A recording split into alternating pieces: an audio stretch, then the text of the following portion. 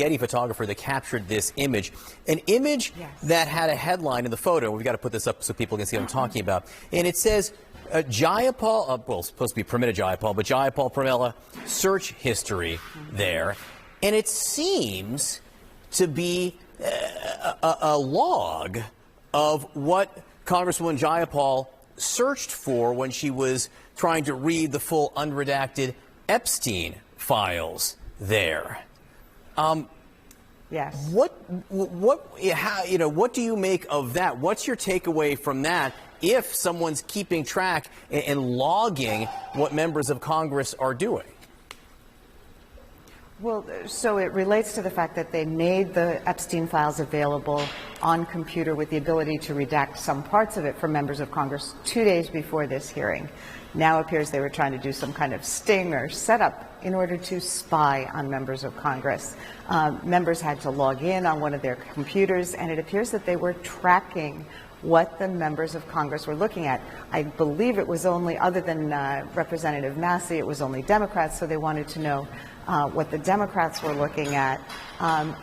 The Department of Justice spying on members of Congress for political reasons is really, really disturbing, and there obviously is going to be a lot of pushback. But that's something that was breaking as we were in the room. Mm-hmm. Thank you, Free Press, for doing your job and taking the photo and starting to expose what was really going on here. Everything for the sake of attacks, nothing for the sake of the country.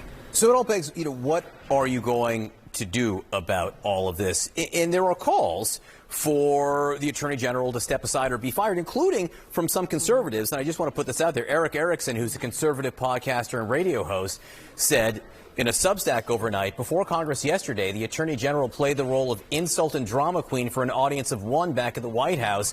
Had she any gasoline, her performance would have been an act of self-immolation, impressive even to the most committed Buddhist monk. She should resign or be fired after that ridiculous performance.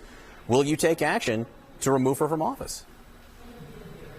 Well, certainly we have called, many of our members have called for her resignation. There is a letter being put together now that's going to demand an investigation into what happened.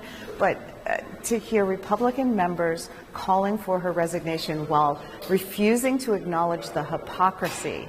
I mean, we saw the Senate pass a bill that would allow senators to get hundreds of thousands of dollars from taxpayers because they complained about the January 6th investigation when phone records were seized from members who were contacted by the White House in the midst of the January 6th insurrection.